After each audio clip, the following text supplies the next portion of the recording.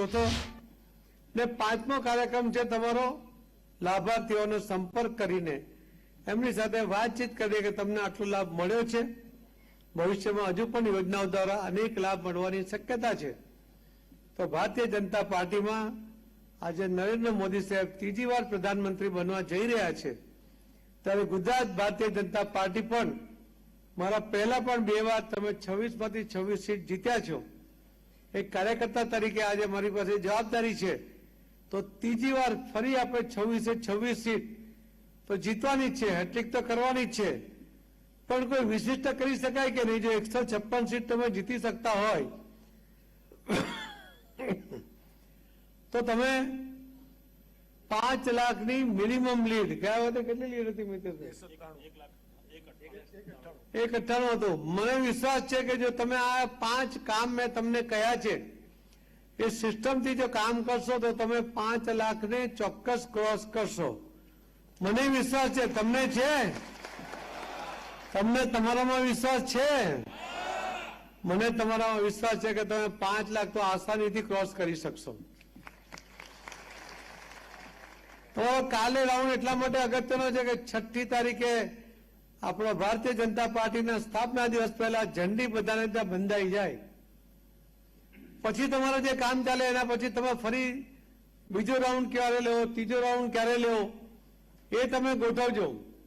પણ આ જ સિસ્ટમથી જજો. બૂથ પ્રમુખ આ 14 જણને જવાબદારી આપીને એ બૂથના આ 14 આગેવાન લોકો છો. આપણી પાસે આખા ગુજરાતની અંદર લગભગ 1,13,00,000 પ્રાથમિક સદસ્યો નોંધાયા છે અને 74 લાખ આપણે પેજ કમિટીના સભ્યો છે. આ બેનો ફરક શું છે એનો ફરક પણ તમને સમજાવ્યો. પ્રાથમિક સદસ્યમાં મારા ઘરમાં હું બનું પ્રાથમિક સદસ્ય, મારી પત્ની બને, મારો દીકરો બને, એની પત્ની બને, એટલે જેટલા ઘરમાં હોય ને 4-5 લોકો એ બધા પ્રાથમિક સદસ્ય બની શકે. પેજ કમિટીમાં એક ઘરમાંથી માત્ર એક વ્યક્તિ એ પ્રમુખ બની શકે, પેજ કમિટીનો સભ્ય બની શકે. આ 74 લાખ ગુજરાતમાં ઘરોમાંથી દરેક ઘરમાં આપણો એક સભ્ય છે. આ 74 લાખ જે સભ્યો છે એના ઘરમાં એવરેજ 3 મત છે. આ તમને એનો ડેટા છે કે તમારા જે પેજ કમિટીના સભ્યોના ઘરમાં કેટલા મતદારો છે એનો પણ ડેટા અમે પ્રમુખને આપેલો જ છે. એ તમે ના હોય તો મેળવી લો કે તમારા બૂથમાં કેટલા છે, કયા પેજમાં કેટલા છે. આ 3 પ્રમાણે ગણીએ ને તો કુલ મળીને 74 ગુણ્યા 3 કેટલા થાય ભાઈ? 2,22,000, 2,22,00,000. હવે ગઈ જરા કાચું છે તો 2 કરોડ. પણ આમાં મારી ગણતરી બાકી છે ભાઈ આ સિસ્ટમમાં. એટલે 2,22,00,000 આનું જે મતદાન થઈ જાય ને તો મને ન લાગ્યું કે આ જે કોંગ્રેસના ઉમેદવારો જે 26 ઉભા રહેશે ને એની ડિપોઝિટ ના બચે.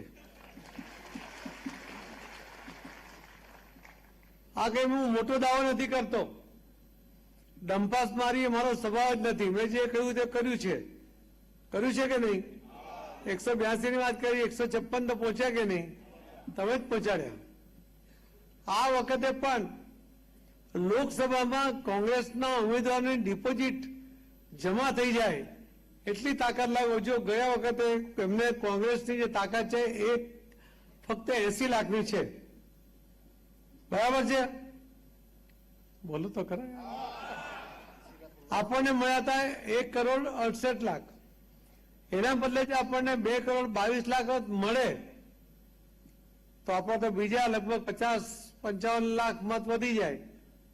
તો આ 80 માંથી 55 ખેંચાઈ જાય તો એની બધે કેટલા બચે? તો શું થાય? ગુજરાત ભારતીય જનતા પાર્ટીના કાર્યકર્તાઓને આપ સૌના માધ્યમથી હું કહેવા માંગુ છું કે આ વખતે તાકાત લગાવી લો. ઇતિહાસ સર્જવા માટેનો આ સમય છે. કોઈ ચૂક નહીં કરતા, કોઈ ભૂલ કોઈ દિવસ માફ નથી. આજે 7 તારીખે 7મી મે મતદાન થાય ત્યાં સુધી જમતા નહીં, એટલે જંપતા નહીં, જમતા નહીં, જંપતા નહીં. રોજ પેટ ભરીને જમી લેજો, પણ આમાં કામમાં આળસ નહીં કરતા. અને આજે મેં તમને સિસ્ટમ કહી છે એ સિવાય પણ ભારતીય જનતા પાર્ટીના કાર્યકર્તા અલગ અલગ રીતે પ્રચાર કરતા જ હોય છે. કોઈ એક કોઝથી ક્યારે કોઈ ઇલેક્શન જીતી શકતા નથી. આ બધું સામૂહિક કરીએ, રેલી કરીએ, સૂત્રોચ્ચાર કરીએ, ઘર ઘર સંપર્ક કરીએ, બહેનો જાય, યુવાનો જાય, અલગ અલગ મોરચાના આગેવાનો જાય, આ બધાથી જ તાકાત બનતી હોય છે. પણ સિસ્ટમ ઉચ્ચાલનનો નિયમ છે. અહીંયા ઘણા બધા ખેડૂત ભાઈઓ હશે ને, ખેતરમાં ખેડવા જાય ખેડૂત અને મોટો પથ્થર નીકળે અને કોઈ હોય નહીં તો શું કરે? એની પાસે મોટી નરાજ હોય. નરાજ સમજાય છે ને? કોસ. એ લાંબો લોખંડનો સળિયો હોય મજબૂત, એ ત્યાં પથ્થર નીચે મૂકે અને એ નાનો પથ્થર બીજો મૂકે, એની પરથી પછી એક છેડાથી દબાવે એટલે પથ્થર પેલો બહાર. આટલા મોટા પથ્થરને એક નાના ઉચ્ચાલનના નિયમથી હટાવી શકાય. આ વખતે કોંગ્રેસને હટાવી શકાય. કોષ તમારી પાસે છે.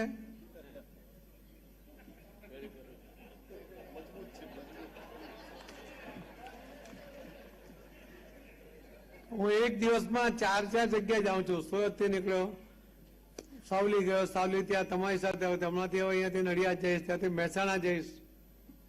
મને થ્રોટ ઇન્ફેક્શન છે, છતાં હું કોઈ કાર્યકર્તાને મળવા ટાળતો નથી. આ ફોર્મ ભરે એના પહેલા મારે ફક્ત બૂથ, હું જાહેર સભા કરતો જ નથી. જાહેર સભા બોલવા માટે તમે બધા છો, આ નેતાઓ છે બોલશે. મારું કામ છે કાર્યકર્તાનો સંપર્ક કરવાનો, કાર્યકર્તાઓ સાથે વાત કરવાનો. તમારા કોઈ પણ સજેશન હોય તમે મને મોકલી શકો છો. જે આમાં જીત માટે હજુ કંઈ વધુ સારું કરી શકાય એ પણ મોકલી શકો છો. તમે તેનો અમલ પણ કરી શકો છો. પણ મેં જે 5 વાત કરી છે કે આ સંપર્ક માટે 5 વાત એક રાઉન્ડમાં પતી જાય, નહીં તો એકવાર પેલા વડીલો માટે અલગ ટીમ જાય, પછી ત્યાં દિવ્યાંગો માટે જાય, પછી લાભાર્થી માટે જાય, પેજ કમિટીના સભ્ય માટે જાય. આ પેજ કમિટીનું શું છે તમને સમજાવું. આપણા વિરોધીઓ છે ને એવું કહે છે કે ભાજપ પાસે કોઈ વોટ બેંક નથી. એમની પાસે શું છે?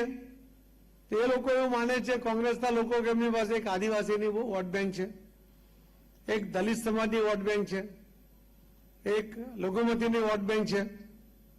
આજે આદિવાસી ભાઈ બહેનોની 27 માંથી 23 સીટ આપણે જીતી ગયા છે.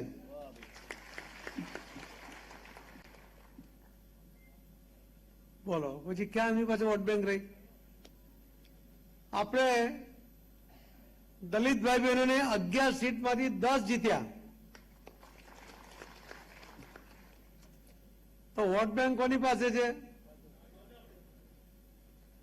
આ સામૂહિક દરેક સમાજને સાથે રાખીને મોદી સાહેબ જે સર્વાંગી વિકાસની વાત કરે છે, સૌનો સાથ, સૌના વિકાસની વાત કરે છે, એ અહીંયા પ્રદર્શિત થાય છે કે ભારતીય